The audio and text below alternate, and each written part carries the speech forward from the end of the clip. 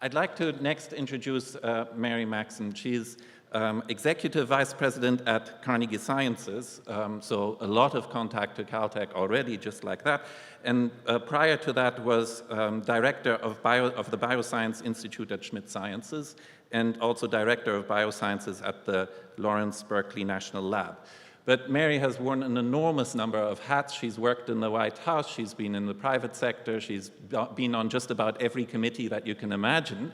But most essentially for us, she's really been an enormous support, not only in sort of bringing the funding to Caltech, but also in sort of the detailed, nitty-gritty daily advice of trying to get a center like this off the ground. It's been enormously helpful. Mary, thank you very much. We have benefited greatly from you. Looking forward to your remarks. Please welcome Mary Maxon.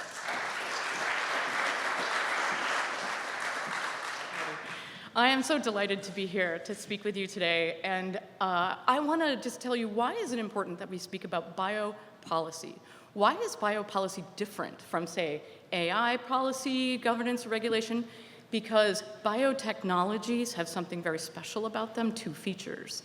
They self-replicate, and they change. Their dynamism, mutation, evolution of biological systems means that at the level of biopolicy considerations, there are special things that we need to take into account. My biopolicy story, which is what I was told to introduce here, it begins 20 years ago when I was fresh out of a biotech company and I was asked for the brand new California Stem Cell Institute, created because the federal government stopped funding human embryonic stem cell research with federal money. I was asked to write the intellectual property policies for the state of California's grantees.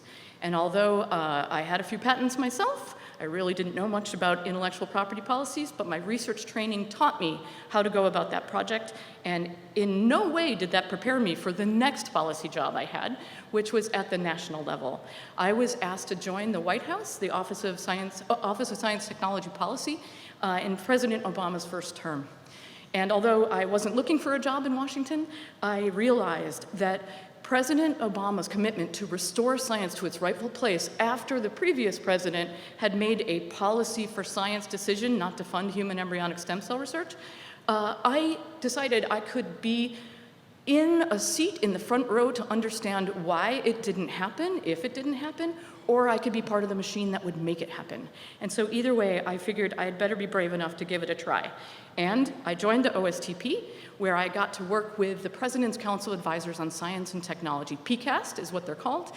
And this is a group of people who keep their day jobs, but are sworn in as special government employees to provide advice to the president and to federal agencies. And you can see here, the president sitting on the right side of the, and there's me way in the back, as staffers usually are. And this meeting was the result of a 4-week August 2009 presentation in response to President Obama's question about scenarios for H1N1 flu pandemic.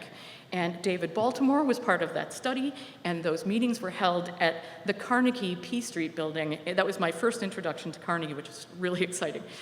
Here I am again, sitting in the back of the room.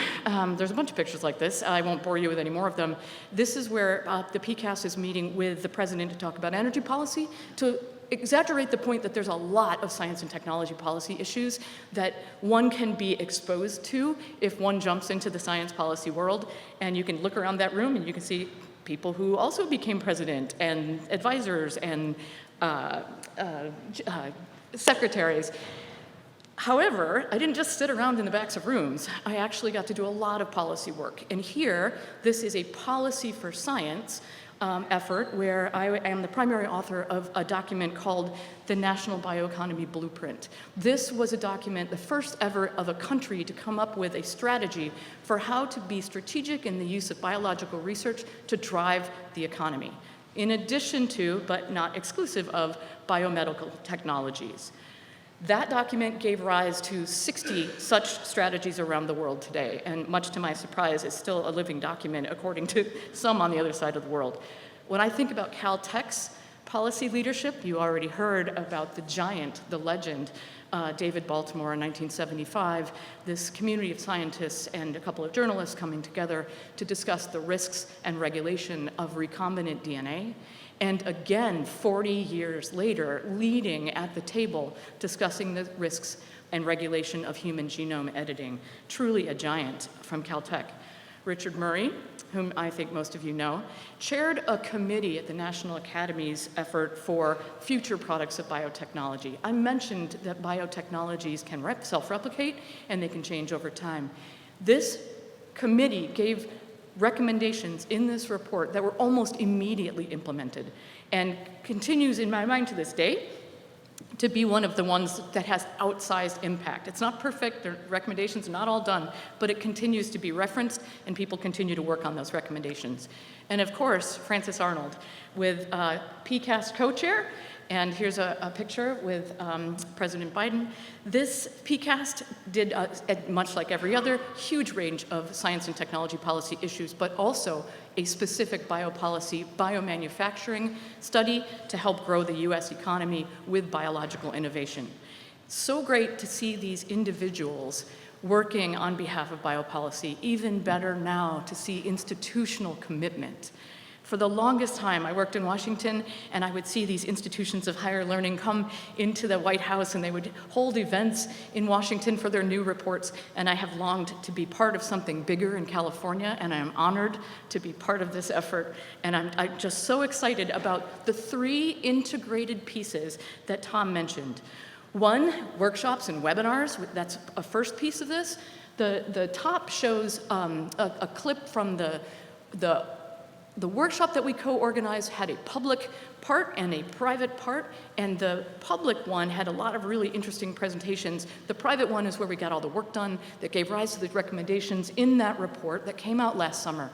The recommendations in that report so far have made their way into versions of legislation at the Senate level nationally and into international standards domains for engineered organisms. Already, the LCSSP has a name in biopolicy. And just last week, there was another workshop here, Biotech Beyond Conventional Containment. And it is my hope that those experts that gathered here last week will put in the heavy lifting work to get the next report out that will have momentum going forward. We haven't just done webinars and workshops. The second piece is, I think, an extremely exciting, one-of-a-kind type thing, a Science for Policy grant-making program. This is really, I think, as I said, a unique approach where we did an open call for proposals. PIs and faculty associates from Caltech who are here were eligible to apply for the money, and each one of the proposals had to have alongside of it a letter from a policymaker that said the work that, if funded and successful, will give rise to actual policymaking impact in real time. And I am very pleased to announce here, Smriti Ketakayan and Tristan Caro have teamed up with the California Department of Food and Agriculture for a winning proposal, as well as Nina Sharma and Magna Jernica Getz have teamed up with the California Institute for Regenerative Medicine with their policy team, and I am so pleased that these 2 winning proposals include trainees, postdocs, and graduate students as a requirement, in addition to interacting with policymakers over the period of the project.